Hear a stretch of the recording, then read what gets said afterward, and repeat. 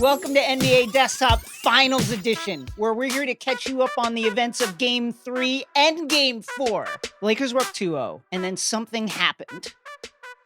Are you looking for a sound cue or? No, somebody asked me what happened. What happened, Jason? Jimmy Butler happened. Here's Mark Spears. Jimmy Butler is the first player to outscore, out-rebound, and out-assist LeBron James in a finals game, including LeBron James' teammates via Elias Sports Bureau. They're still doing stuff, the Sports Bureau. And I have one question for Mose Bergman. Mose, Jimmy Butler dragging an okay Heat team out of the middle of the pack of the Eastern Conference to the NBA Finals and running a small business, which is so important at this time in our nation's history. Mose Bergman, will you now apologize to Jimmy Butler for the slander you put on his name because of the events of his departure from the Minnesota Timberwolves? Will you do it, Mose? No, I can't. It's cool. I mean, hey, man, Jimmy's having a great bubbles. Had a great game in the finals. First player since Shaq to put up 40. Cut his mic. Cut his mic. It'd be great if he could hit a three. Anyway. Oh, Mark. Let me just say this. This is Mark Jackson's Apex Mountain, to take a phrase from the sports guy Bill Simmons. Mark Jackson takes a lot of heat out on the internets. You want to talk about a real bubble? How about the internet? Wow. Mark Jackson, take it away. This just in, a hero is more than a sandwich. Woo! Was anybody thinking that he was just a sandwich? There's a lot of questions that might come into your mind when you interrogate this incredible phrase from Mark Jackson. Don't let it happen. It's a legacy moment for Mark. He goes into the Hall of Fame for this. Who among us? Oh, Chris Mannix. You know, okay.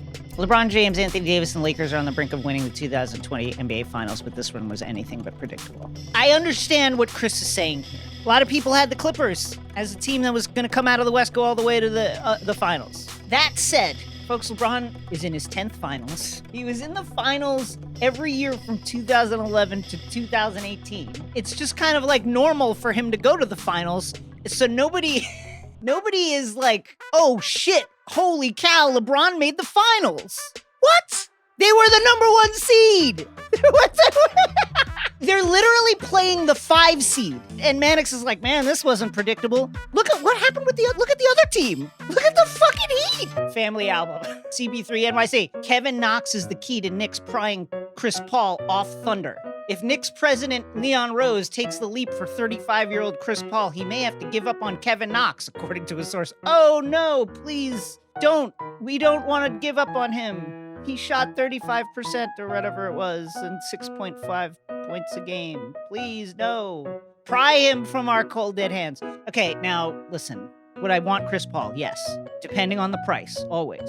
That said, it would take approximately 40 Kevin Knoxes and 40 Frank Ntilikina's to make the salaries work. So I'm interested to see what else would be in this. Make it happen, Leon Rose, but make it happen at a reasonable price. Don't sell the farm for it. And now, with some spice, Bloomberg White House correspondent Justin Sink. Justin is a Sixers fan, so he's used to toxic workplaces in more ways than one. So the Sixers have hired Doc Rivers as their coach. How do you feel about this hiring?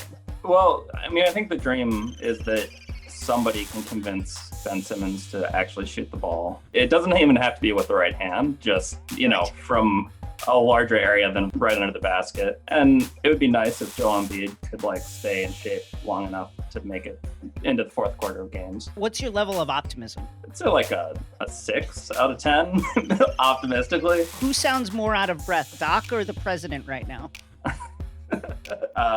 What's it like watching Jimmy Butler score 40 without taking a single three and willing his team from the middle of the Eastern Conference back to the NBA Finals? It's a little frustrating. It's a little, I don't want to blame the Ringer for all my problems, but you guys are not responsible for what is developed here. I would say Adam Silver is higher on my shit list, but the Ringer is up there, and I've let people know that I'm not happy with your guys' role in disrupting the Sixers front office. I'm very, very sorry about that, but Justin, thank you, and stay safe out there.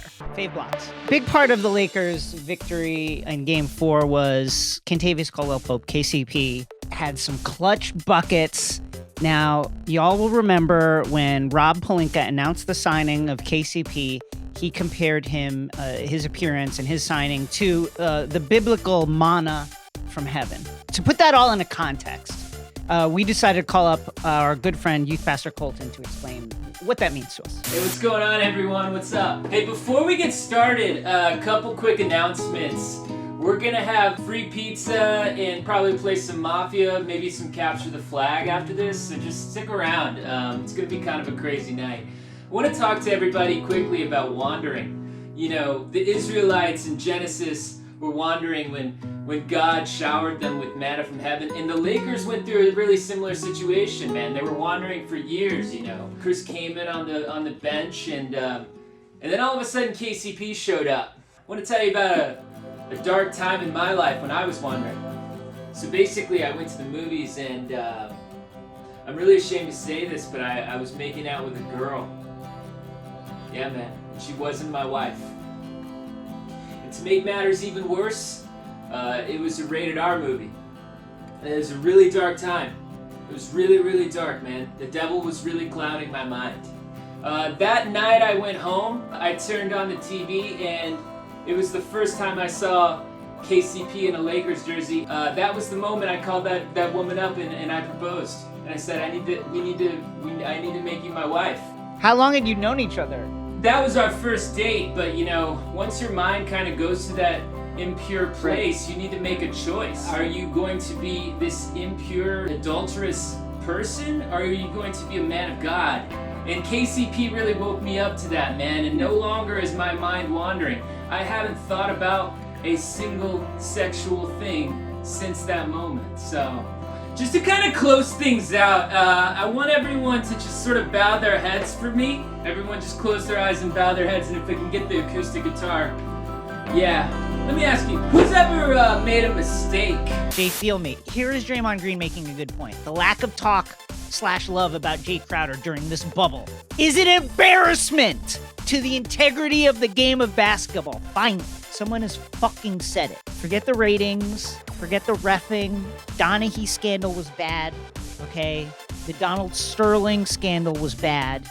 None of that could even hold a candle to the supernova explosion of controversy that is the lack of Jay Crowder discourse in our narrative right now. Adam Silver should come out before the next finals game for his press conference and just say Jay Crowder, Jay Crowder, Jay Crowder. Just say his name 50 times and then turn off the mic and walk away. That won't even do enough to balance the scales. We're not talking about it, and it's a fucking disgrace. Not just for the sport, but for the country as a whole. Thank you, Draymond, I think. Maybe not your sport. Listen, I don't want to criticize children, but let's watch Julius Randle's son. Get in there. Yeah. Pass the ball, motherfucker. You gonna hold it all fucking game? You're double teamed. Back to the rim? Hand it off, my guy. That's not a foul, ref. That's just teamwork. I fave it. Blow up. Here is Steph Curry, digital version from College Hoops 2K7, NBA 2K10, and then 11 years later, NBA 2K21. Incredible. Wow. Next gen. Look, you can see the beads of sweat. You can see the individual hairs on his chin. You can see him thinking about what the next little bit on Holy Moly is going to be. At the same time, listen, 2K, we expect the great graphics. That doesn't help us when I'm lost for 2.5 hours in the fucking menus trying to find where I'm trying to go. Then I get in the game and it's buggy as shit and players are doing weird stuff. They're not acting like themselves. Just fix the menus. That's all. I block it. And that's our show for today, folks. Goodbye.